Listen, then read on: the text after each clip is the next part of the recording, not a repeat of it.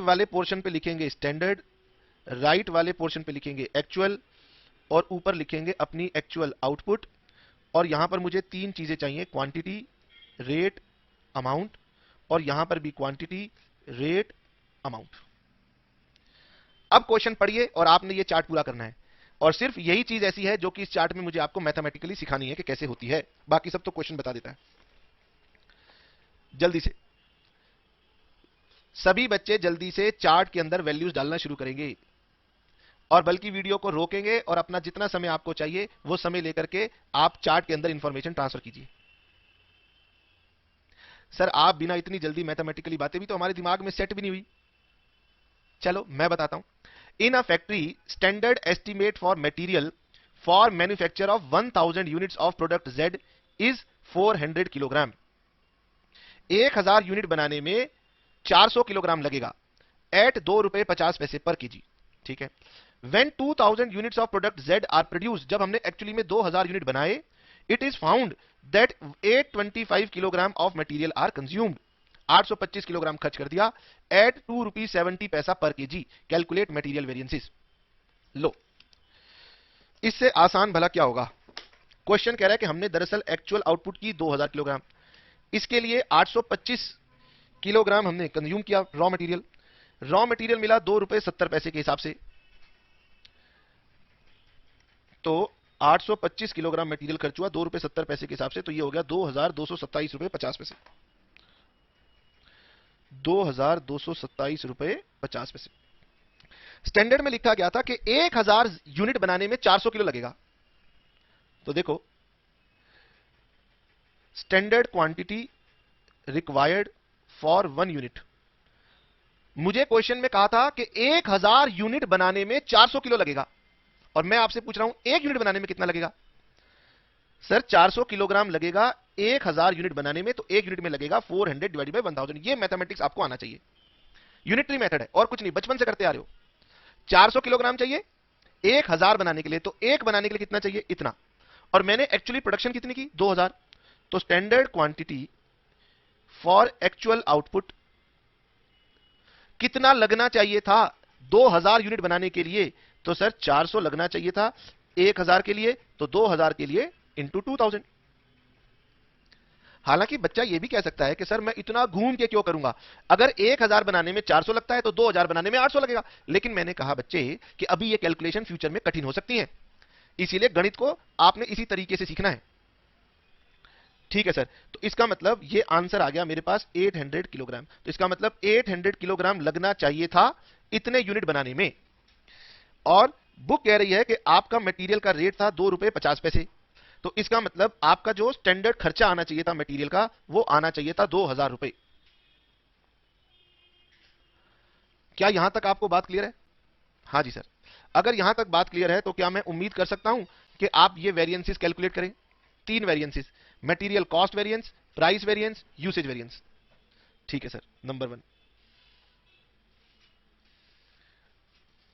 Material cost variance. पीछे से आप देख सकते हैं, लेकिन आपको समझना है, ये कॉस्ट लगनी चाहिए थी, ये कॉस्ट है, और ये कॉस्ट लगी है, तो इन दोनों का डिफरेंस मटेरियल कॉस्ट वेरिएंस। पहले हमेशा फॉर्मूला लिखना, standard cost for actual output minus actual cost. 2000 unit बनाने में ये कॉस्ट लगनी चाहिए थी, 2000 यूनिट बनाने में ये कॉस्ट लगा दी। क्या कहते हो सर? ₹227.50 ज्यादा खर्च कर दिए, एडवर्स, खत्म। अब ज्यादा कॉस्ट क्यों लगी? या तो मटेरियल के प्राइस में अंतर रहा होगा, material price variance, standard price minus actual price into में एक्चुअल क्वांटिटी। सोचा था मटेरियल ₹2.50 में मिल जाएगा, लेकिन सर मटेरियल ₹2.70 में मिला, 2.70, और मैंने 825 यूनिट कंज्यूम किए हैं। तो इसका मतलब हमारा नुकसान कितना हो गया, 2.5 माइनस 2.7 इंटू 825, ₹165 का लॉस हो गया। तीसरा,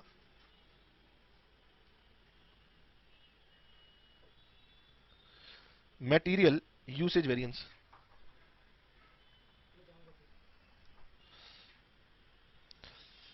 अब यूसेज का डिफरेंस देखना है। फॉर्मूला होगा standard quantity minus actual quantity into में स्टैंडर्ड रेट। तो हमारा स्टैंडर्ड बता रहा था कि हमें 800 किलोग्राम खर्च करना चाहिए था। एक्चुअल बता रहा है कि भाई मैंने ज्यादा खर्च किया, तो 825 किलोग्राम खर्च किया। रेट कितना? 2 रुपए 50 पैसे लेना है। 800 माइनस 825 इंटू 2 रुपए 50 पैसे, इसका मतलब 62 रुपीज 50 पैसा का नुकसान हो गया। अब हम चेक करेंगे कि सर ये मैंने सही निकाला या ये मैंने गलत निकाला। प्राइस वेरिएंस आया था 165 एडवर्स, यूसेज वेरिएंस आया था 62.50 एडवर्स। तो ये दोनों ही एडवर्स हैं, दोनों ही नुकसान है, तो दोनों नुकसान मिला के कितने के हो गए? 227 रुपए 50 पैसे एडवर्स। मेरा आंसर ठीक है। सर ये आपने क्या निकालना सिखाया? मैंने निकालना सिखाया कि मटेरियल की लागत में 227 रुपए 50 पैसे का अंतर था, यह नुकसान था। इस नुकसान के होने की दो वजह थी। प्राइस में डिफरेंस की वजह से नुकसान हुआ 165 रुपए, और इसके लिए मैनेजर किसको डांट लगाएगा? परचेज मैनेजर को डांट लगाएगा। क्यों भाई, तूने रिश्वत खाई थी क्या जो तूने महंगा खरीदा? तो परचेज मैनेजर की गलती है 165 रुपए की, और प्रोडक्शन मैनेजर ने मटेरियल ज्यादा खर्च किया, तो प्रोडक्शन मैनेजर की यह गलती है। इस तरीके से मैनेजमेंट डिसीजन लेती है, लेकिन आपको इतना गहराई में जाने की जरूरत नहीं है। ठीक है सर, हमने 2 क्वेश्चन सीखे। चलिए और भी क्वेश्चन करेंगे अभी, क्योंकि अभी आपके माइंड में बैठा नहीं होगा। चलिए अब इसके बाद आप लोग होमवर्क में लिख लीजिए illustration number 3.1। Illustration number 3.1 homework. Solution आप वैसे बनाओगे जैसे मैंने आपको सिखाया है। ठीक है सर। अब हमारे पास बुक में और क्वेश्चंस नहीं है, इसीलिए अब हम आपको दूसरी बुक से क्वेश्चंस करवाएंगे, क्योंकि आज की क्लास में मैं अभी और नए कंसेप्ट को डिस्कस नहीं करना चाहता, इसी की आपको प्रैक्टिस करवाना चाहता हूं। चलिए जी, मेरे से बुक का नाम मत पूछना, आपका फोकस एक ही बात के ऊपर होना चाहिए, और वो है प्रैक्टिस। आइए जी।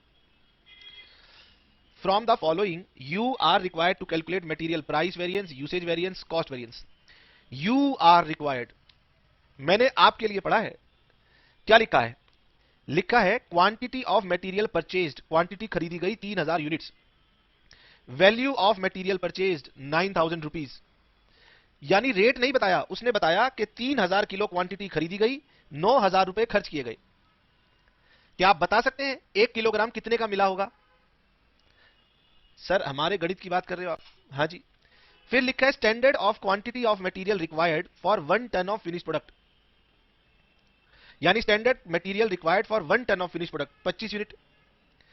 स्टैंडर्ड रेट ऑफ मटेरियल 2 रुपए per unit. Opening stock of material 100 units, closing stock of material 600 units, और finish production during the period is 80 tons. ये बीकॉम ऑनर्स एग्जाम में क्वेश्चन आया है, और प्रोफेशनल एग्जाम में भी ये क्वेश्चन आया है। छोटा सा क्वेश्चन है। चलिए, क्या आप ट्राई कर सकते हैं? वीडियो रोक के ट्राई कीजिए। नहीं सर, इसमें कुछ नई जानकारी आ गई तो हम घबरा गए। घबरा गए तो फिर सर की मदद चाहिए बच्चों को। तो अब इसके ऊपर लिखेंगे प्रैक्टिस क्वेश्चन, मतलब ये आपकी बुक का नहीं है, बुक में मत ढूंढना, ये सिर्फ हमने आपको प्रैक्टिस के लिए दिखाया है। ठीक है, तरीका हमारे पास वही है।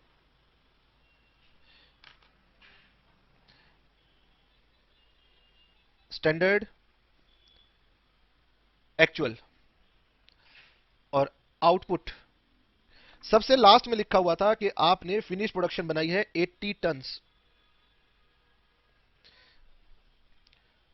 Quantity, rate, amount, quantity, rate, amount.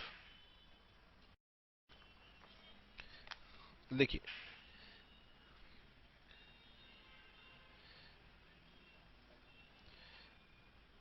Material आपने परचेज किया 3000 units, opening stock of material था 100 यूनिट्स, और क्लोजिंग स्टॉक ऑफ मटेरियल बच गया है 600 units.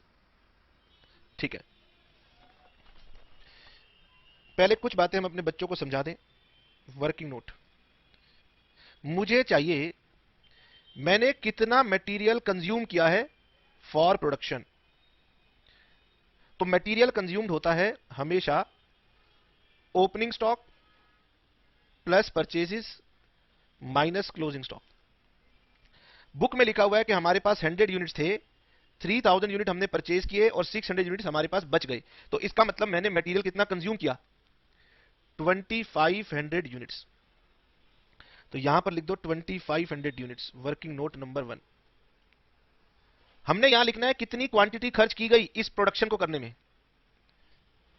Working note number 2। Sir इस क्वेश्चन में रेट नहीं दिया, तो हमने 9000 रुपीज पे किए और 3000 किलोग्राम का रॉ मटेरियल खरीदा। 9000 रुपए देकर के 3000 किलोग्राम रॉ मटेरियल खरीदा। तो बताओ 1 किलोग्राम ऑफ रॉ मटेरियल कितने का मिला, 3 रुपीज पर केजी या 3 rupees per unit sorry 3 rupees. ये कहां से मिला, तो सर ये वर्किंग नोट नंबर 2 से मिला। इसका मतलब मैंने 2500 यूनिट खर्च किए, 3 रुपए का मेरा एक यूनिट आता है, तो मेरी कॉस्ट खर्च हुई 7500 रुपए। ठीक है, फिर लिखा था वर्किंग नोट नंबर 3, एक यूनिट बनाने के लिए सॉरी 1 टन बनाने के लिए बुक में लिखा था 25 यूनिट चाहिए और मैंने आउटपुट की है 80 टन की। तो भाई 80 टन को बनाने में कितना यूनिट चाहिए था, एक यूनिट के लिए 25, तो 80 यूनिट के लिए 80 से मल्टीप्लाई कर दो, तो इसका मतलब 2000 यूनिट्स लगने चाहिए थे। यही बार बार आपको कैलकुलेट करना होता है, कोई बात नहीं, सीख जाएंगे, नहीं सीखे तो। उसके बाद स्टैंडर्ड रेट ऑफ मटेरियल दिया हुआ है 2 रुपए, साफ साफ गिवन है बस। तो इसका मतलब मेरी स्टैंडर्ड कॉस्ट खर्च हुई 4000 रुपए। लीजिए मैंने आपके लिए डाटा कंप्लीट कर दिया, फटाफट आप मेरे लिए वेरिएंसेस बना दीजिए। अब देखना यह है कि पहले कौन बनाता है, मैं बनाता हूं या मेरे प्यारे प्यारे बच्चे। मटेरियल कॉस्ट वेरिएंस, देखो मैं कितनी आराम से बना रहा हूं और आपने मेरे से आगे बनाना है। तो सर ये बताओ कितनी कॉस्ट लगनी चाहिए थी और कितनी कॉस्ट लगा दी।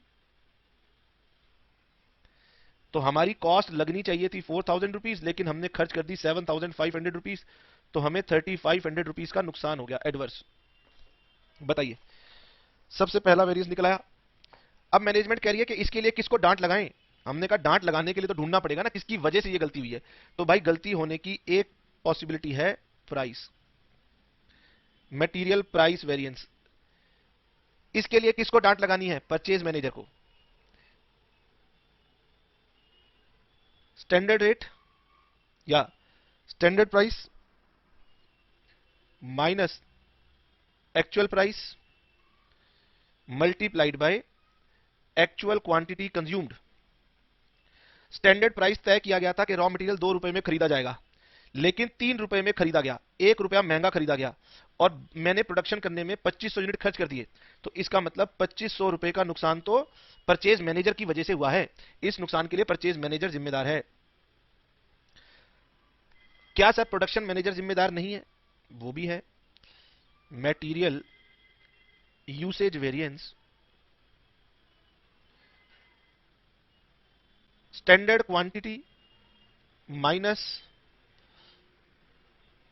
एक्चुअल क्वांटिटी इनटू में स्टैंडर्ड प्राइस।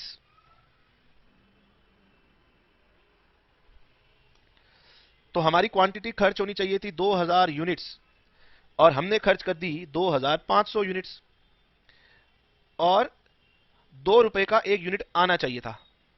इसका मतलब 500 यूनिट आपने ज्यादा खर्च किए और 500 यूनिट आपने 2 रुपए से नुकसान करते हुए 1000 रुपए का नुकसान प्रोडक्शन मैनेजर ने करवाया।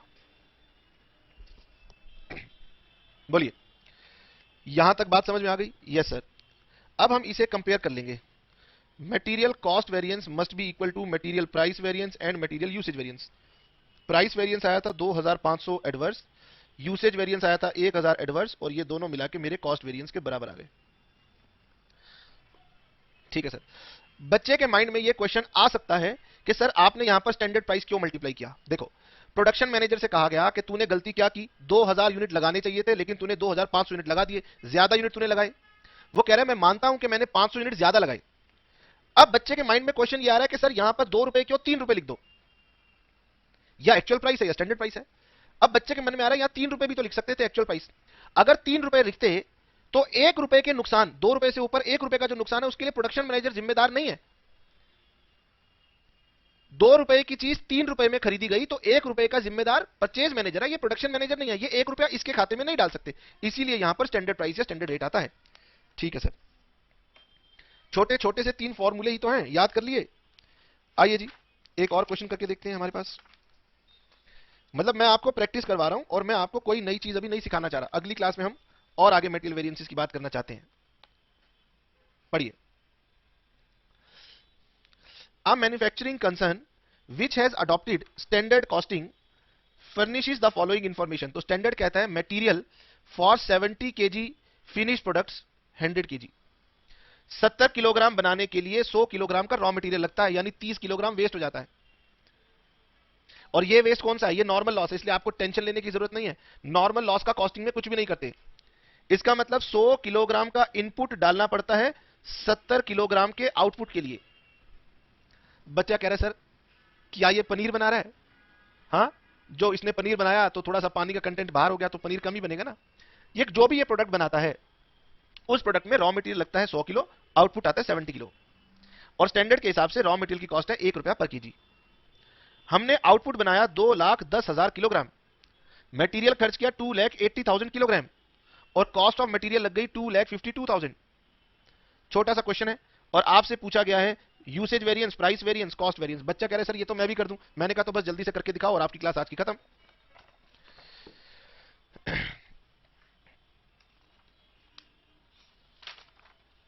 चलिए जी, क्वेश्चन का मेरे पास कोई नंबर नहीं है। स्टैंडर्ड एक्चुअल आउटपुट बनाई थी 2,10,000 kilogram.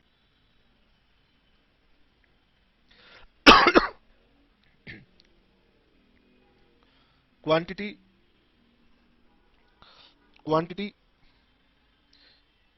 Price amount, quantity price लिखो या रेट लिखो, अमाउंट एक ही बात है। क्वेश्चन कह रहा है कि हमने 2,52,000 रुपए की कॉस्ट ऑफ मटेरियल खरीदा था और हमने 2,80,000 किलोग्राम मटेरियल यूज किया था। अब मुझे यह बताइए आप, एक यूनिट कितने रुपए का आया था? एक यूनिट कितने का आया था? तो देखो इसको कैलकुलेट कैसे करेंगे। 2,80,000 किलोग्राम खरीदे गए थे, खर्च करके 2,52,000 रुपए। तो 1 किलोग्राम के लिए 2,52,000 रुपए अपॉन 2,80,000। सारा मेरा फोकस आज की क्लास में यही है कि मैं आपको ये मैथमेटिकल कैलकुलेशन सिखा पाऊं, क्योंकि आगे वाली क्लासेस में इनकी बहुत जरूरत पड़ेगी। एक्चुअल प्राइस हमें दिया गया था 1 रुपया। अच्छा, पहली जानकारी ये थी। दूसरी जानकारी ये थी कि 70 kg output requires 100 kg of material. तो 1 kg आउटपुट के लिए ये इनपुट चाहिए, और अगर आपको 2,10,000 किलोग्राम का आउटपुट चाहिए तो मल्टीप्लाइड बाय 2,10,000 रुपए यूनिट्स। इसका मतलब आपको 3 लाख किलोग्राम यूनिट्स चाहिए थे इतनी प्रोडक्शन करने के लिए। तो ये कितना हो गया? 3 लाख। लीजिए हमारा चार्ट बन गया।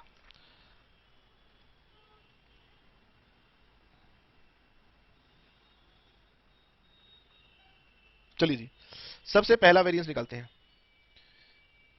Material cost variance. Material cost variance, standard cost minus actual cost. Standard cost लगनी चाहिए थी 3 लाख, एक्चुअल कॉस्ट लग गई 2,52,000, तो हमें 48,000 का प्रॉफिट हुआ। Material price variance,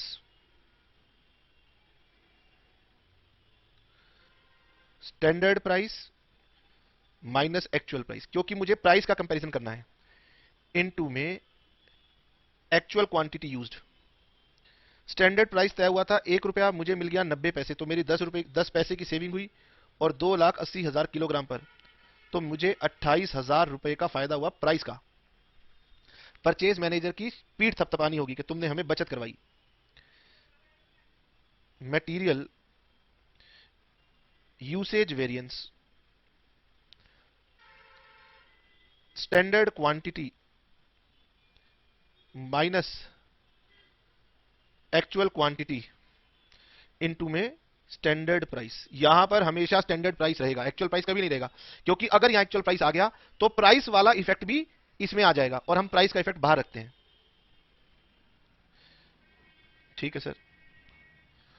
standard quantity लगनी चाहिए थी 3 लाख किलोग्राम, लेकिन हमने 2,80,000 किलोग्राम में ही काम कर दिया। ₹1 का हमारा स्टैंडर्ड प्राइस था, तो 20,000 फेवरेबल। इसका मतलब अब मैं चेक कर सकता हूं कि material cost variance is equal to material price variance and material usage variance. Material price variance 28,000 favourable, usage variance 20,000 favourable, 48,000 favourable. तो आपके पास कुल मिलाकर के आज की क्लास में बस एक ही इलस्ट्रेशन होमवर्क के लिए है और आप इतनी बात सीखेंगे। उसके बाद अगली क्लास हम जब पढ़ेंगे तो हम मटेरियल के बारे में बाकी बचे हुए 2 और वेरिएंट्स हैं उनकी बात करेंगे। चलिए आज इतना ही। Okay, tata, bye bye, see you.